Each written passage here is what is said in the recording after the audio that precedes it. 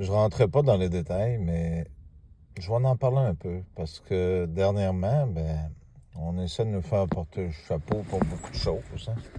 Il y a des raisons. Il y a des raisons, comme j'ai toujours dit, on est témoins et victimes de choses graves. La corruption, c'est plus loin que les gouvernements, que vos autorités, tout ça. La corruption, c'est ceux-là qui contrôlent derrière, qui contrôlent ces gens-là. Puis il y en a qui font partie des organismes publics, qui en font partie aussi de ceux-là qui contrôlent derrière, en arrière. Cette semaine, comme toujours, avec le suivage puis les campagnes de salissage, je me suis fait insulter puis sur la route puis pointer du doigt. Je ne sais pas si ça s'est passé de soir ou de jour au centre d'achat, je peux pas vous dire. J'ai remarqué une piste de bottes qui sont venues à la maison. Il y en a un qui a pris un objet, je peux pas vous dire c'est quoi, sur le côté du camion qu'on a, parce que j'ai ramassé un vieux camion, je l'ai tout réparé. Il était impeccable, il était parfait. Puis ils ont pris un objet, puis ils ont fait une belle grosse graphine bariolée sur le côté, puis ils ont pris le temps de peser comme du monde. Si ça aurait été un auto qui aurait accroché ou que j'aurais accroché quelque part, ça aurait continué. Non, ils ont pris le temps de faire juste l'aile en avant, puis aller jusqu'à la porte, puis après ça, ils ont arrêté là. Pour briser le véhicule, pour être sûr de faire que ça ait l'air d'une guenille. Je vais leur réparer. À travers ça, il a envoyé des personnes pour essayer de compter des mensonges sur nous. Puis c'est facile de discréditer des gens comme nous. Je vous ai parlé par le passé que j'avais vécu des crimes sexuels, j'avais essayé de les dénoncer, puis que la police essayait de protéger ces personnes-là parce qu'ils étaient dans des camps de vacances. C'était le but. Moi, je voulais pas que cette personne-là aille dans des camps de vacances. Cette personne-là s'est promenée à travers le Québec en louant des voitures dans le temps de la petite Cédrica. J'ai toujours eu des doutes parce que quand on travaillait au salaire minimum dans ce temps-là, tu peux pas te louer des voitures, des Mustangs puis des choses comme ça. Ça a un but de te promener à travers le Québec, c'est pour pas te faire reconnaître. Quand j'ai voulu dénoncer cette personne-là, qui est une des personnes qui m'avait agressé, la police, entre autres que lui était bien ami, m'ont dit que c'était un gros morceau, qu'il fallait pas... Puis on m'a discrédité. La procureure, qui est encore là aujourd'hui, m'a dit que j'avais grandi pareil.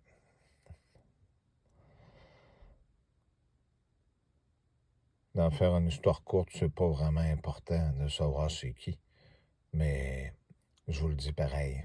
Parce qu'à l'époque, dans le temps, quand j'ai changé de ville, j'en ai vu un autre procureur du coin. Je sais parce que je travaillais dans un milieu où l'éveil était différent. Dans un milieu non recommandable, mais j'ai vu des procureurs, dont lui, encourager des crimes sexuels en payant avec de l'argent. Heureusement, j'ai gardé des petites preuves de tout ça. Tout ce que je vous dis, j'ai tout gardé, y compris des personnes qu'au fur et à mesure des années, parce que là, ce qu'on nous fait vivre là, c'est la même affaire que ce qu'ils ont fait à Saint-Raymond et à Québec, du suivage pour harceler, puis des chars de police, pour fabriquer, pour mettre de la viande sur l'os, créer le mouvement de panique, puis pour que tout le monde nous haïsse, pour nous discréditer. C'est le but, c'est ça, de traîner quelqu'un dans la boue au maximum pour pas que vous sachiez la vérité. Quand je parlais de 2008, ben oui, on a vu des choses qui incluaient des policiers sur le transport de drogue, quelque chose qui a été médiatisé à grandeur du pays. Personne nous a demandé, puis tout le monde a cherché à nous effacer pour pas qu'on en parle, pour pas qu'on parle de ce qu'on a été témoin. Je peux vous dire que la magouille, elle est installée vraiment profondément. Vos médias, certains maires, beaucoup de choses sont là. Je dis que ça donnait à rien que j'en parle, c'est bien normal, parce que je voulais vous mettre dans le contexte, parce que même si je le dirais aujourd'hui, personne ne va nous écouter. Tout le monde est plus préoccupé par leur frigidaire, leur voyage dans le sud, le paiement de la maison, puis lui, ce fou-là, de la façon qu'il vit, ben parce qu'on est rendu à vivre de façon comme des itinérants, ben c'est plus facile de nous salir, de nous détruire de cette façon-là, parce que personne ne va nous craindre. Regardez, c'est un fraudeur, c'est un ci, c'est un ça, puis on a des preuves sur lui que c'est un maniaque. C'est bien évident, quand la police dit de quoi, tout le monde est à genoux. Hein. Fait qu'il faut qu'ils trouvent un moyen. Ils fabriquent pour pouvoir effacer des preuves. Fait que c'est ce qu'ils font. Pour certains qui se rappellent de là 2 ans, quand on a essayé de nous, à 2 tentatives, 2 fois différentes, de nous s'en prendre à notre vie, qui était assez importante, dont une fois qu'ils ont essayé de nous faire flamber. L'autre fois que j'ai été blessé, ben les policiers, du même corps policier, ils ont ouvert plusieurs enquêtes. Ils ont effacé ces enquêtes-là en banalisant, puis en disant toutes sortes de choses, puis en crémant les gens alentour pour que ces gens-là aient crémé les autres pour nous salir. Hein. Fait que c'était plus facile. Heureusement, j'ai rencontré une fille dans le stationnement de cette église-là. Une fille qui m'a dit qu'elle ne savait pas. Puis il y a eu une autre personne qui est venue pour nous aider aussi, que je ne dirai pas son nom. Heureusement, ça fait des bons témoins pour ces choses-là. Vous savez, la corruption, c'est ça. Vous avez le droit de continuer à vivre comme ce que vous voulez, mais ce système-là va tomber. Mais de juger un innocent coupable, il n'y a rien de bon. Fait que là, la technique, ce qu'ils ont trouvé, c'est de donner des gros tickets là, depuis un bout de temps, qu'on n'ait plus d'argent, qu'on n'ait plus rien pour se nourrir, qu'on enlève tout. C'est ce qu'ils font.